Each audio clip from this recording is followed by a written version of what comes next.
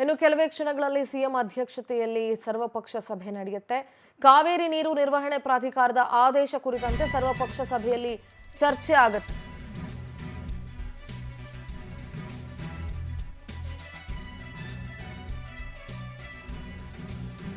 CM ಗೃಹ ಕಚೇರಿ ಕೃಷ್ಣಾದಲ್ಲಿ 11 ಗಂಟೆಗೆ ಮೀಟಿಂಗ್ ಇರೋದು. ಕಾನೂನು ಸಲಹಾ ತಂಡದ ಉಪಸ್ಥಿತಿಯಲ್ಲಿ ಮುಖ್ಯಮಂತ್ರಿಗಳು ಚರ್ಚೆ ಮಾಡ್ತಾರೆ. ಮಾಜಿ ಸಿಎಂ ಸಿದ್ದರಾಮಯ್ಯ, ಕೇಂದ್ರ ಸಚಿವ ಕುಮಾರಸ್ವಾಮಿ, ವಿಪಕ್ಷ ನಾಯಕ ಅಶೋಕ್ ಛಲವಾದಿ ನಾರಾಯಣಸ್ವಾಮಿ ಕೂಡ ಭಾಗಿಯಾಗಿರ್ತಾರೆ. ಮಾಜಿ ಸಿಎಂಗಳು ಸಂಸದರಾದಂತಹ ಬೊಮ್ಮಾಯಿ, ಸದಾನಂದ ಗೌಡರು ಉಪಸ್ಥಿತರಿರ್ತಾರೆ. ಮಂಡ್ಯ, ಮೈಸೂರು, ಬೆಂಗಳೂರು ಭಾಗದ ಶಾಸಕರುಗಳು ಭಾಗಿಯಾಗ್ತಾ ಇದ್ದಾರೆ.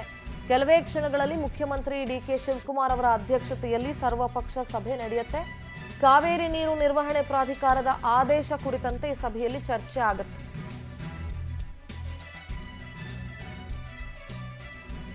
ಕಾನೂನು ಸಲಹಾ ತಂಡದ ಉಪಸ್ಥಿತಿಯಲ್ಲೇ ಈ ಚರ್ಚೆ ನಡೆಯುತ್ತೆ.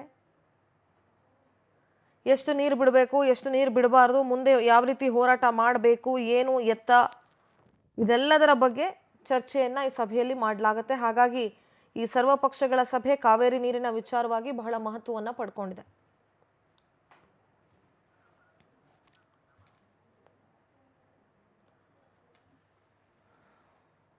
ಬೆಂಗಳೂರು, ಮೈಸೂರು ಹಾಗೆ ಮಂಡ್ಯ ಭಾಗದ ಶಾಸಕರುಗಳು ಈ ಸಭೆಯಲ್ಲಿ ಭಾಗಿಯಾಗಿರ್ತಾರೆ. ಬೊಮ್ಮಾಯಿ ಇರ್ಬೋದು, ಸದಾನಂದ ಗೌಡರು ಅವರು ಕೂಡ ಭಾಗಿಯಾಗ್ತಾರೆ.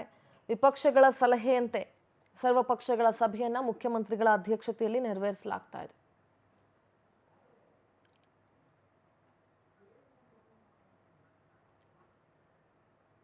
ಹನ್ನೊಂದು ಗಂಟೆಗೆ ಮೀಟಿಂಗ್ ಇದೆ. ಇದಾದ ನಂತರ ಈಗ 13ನೇ ತಾರೀಕು ಕರ್ನಾಟಕ ಬಂದ್ಗೆ ಬೇರೆ ಕರೆಯನ್ನು ಕೊಡಲಾಗಿದೆ. ಸೊ ಬಂದ್ ವಿಚಾರ ಏನು, ಈ ಸಭೆ ಆದ ನಂತರ ಯಾವ ನಿಟ್ಟಿನಲ್ಲಿ ಸರ್ಕಾರ ನಿರ್ಧಾರವನ್ನು ತೆಗೆದುಕೊಳ್ಳುತ್ತೆ, 3,500 ಕ್ಯೂಸೆಕ್ಕು ಹೆಚ್ಚು ನೀರನ್ನು ಈಗ ಆಲ್ರೆಡಿ ಕಬಿನಿಯಿಂದ ಹರಿಸಲಾಗಿದೆ.